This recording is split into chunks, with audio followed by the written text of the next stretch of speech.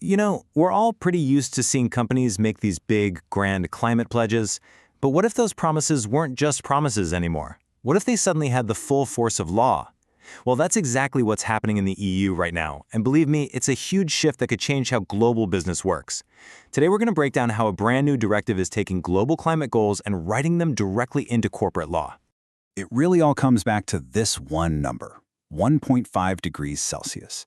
This is the critical target from the Paris Agreement, right? It's the line in the sand that nations agreed on to limit global warming. And for a long, long time, this was a goal for governments. Now, it's becoming a hard and fast requirement for businesses. And the European Union is really the first major power to take this global promise and turn it into actual binding law. So a goal that used to be talked about in diplomatic circles is now becoming a concrete legal to-do list for massive corporations operating in the EU. But just think about that for a second. How do you even do that? I mean, how do you take a high-level goal like that and turn it into something an individual company has to follow day in and day out in a way that you can actually enforce? This is the massive, really complex puzzle the EU decided to solve. And their answer is this new rulebook.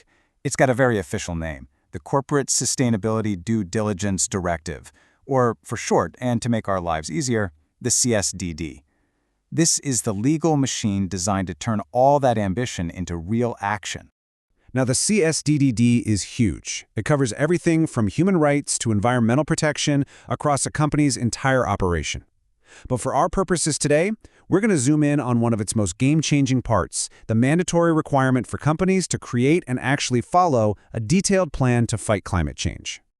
So who exactly has to play by these new rules? Well, we're talking about the biggest players on the field. For companies inside the EU, it's those with over 1,000 employees and more than 450 million euros in worldwide turnover.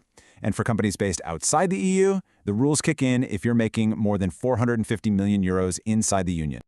So, how does this all work in practice? Well, the beating heart of this new climate rule is that all of those big companies we just talked about now must create and put into action something called a climate transition plan.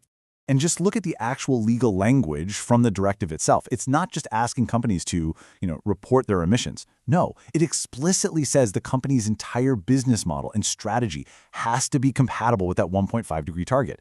That's not a tweak, that's a fundamental rewiring of how a company thinks and operates. Probably the easiest way to think about this is to picture a mandatory climate roadmap. It's the company's detailed, forward-looking strategy that has to answer one huge question. How are we, as a business, going to get from where we are today to being fully aligned with a 1.5-degree world? And this roadmap can't be some vague wish list. The law is crystal clear on what has to be in it. It's got to show how it's compatible with the 1.5-degree goal. It has to set clear time-bound targets. It needs to include absolute reduction targets, not just relative ones. And, this part is so crucial, the entire plan has to be based on conclusive scientific evidence. And the directive doesn't just stop at, hey, make a plan. It gets into the nitty-gritty of exactly how that plan needs to be structured, how it needs to be detailed, and how it's going to be tracked over time. It's really creating a whole new level of corporate accountability. This plan has to include time-bound targets for 2030, and then it has to lay out 5-year steps all the way to 2050. This perfectly aligns with the EU's own goal of hitting climate neutrality. It basically creates a series of clear, unmissable checkpoints along the way.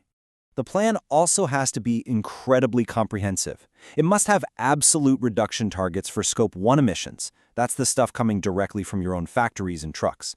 Scope 2, that's the electricity you buy to power your buildings. And this is the big one, Scope 3, all the other indirect emissions across your entire value chain, from the raw materials from your suppliers all the way to the customer actually using your product. And once this super detailed plan is finally created, the job is far from over. In fact, the directive makes it perfectly clear that this is an ongoing, living process. Companies have to update their plan every 12 months. Every single year, they have to report on their progress. This creates a constant cycle of planning, doing, and then telling the public how it's going. Okay, now there's a really important legal detail here. The directive creates what's called an obligation of means, not an obligation of results. What that means is companies have to use their absolute best efforts to create and follow a credible plan. So think of it this way. You're not automatically punished for missing a target, as long as you can prove you genuinely tried your best to hit it. The focus is on the effort and the process, not just the final score. So when you pull the camera back and look at the big picture, what's the real impact of embedding a climate plan like this directly into corporate law? This is the fundamental shift right here. The CSDD takes corporate climate action out of the world of press releases and flashy marketing campaigns, and it drops it squarely at the center of legally enforceable business strategy. What was once a nice-to-have is now officially a must-do. And that leaves us with a really fascinating high-stakes question. Now that corporate strategy is legally tied to climate science, what new business models are we going to see? What new technologies, what new industries are going to be built because of this? The rulebook for global business has just been rewritten, and the transition is officially on.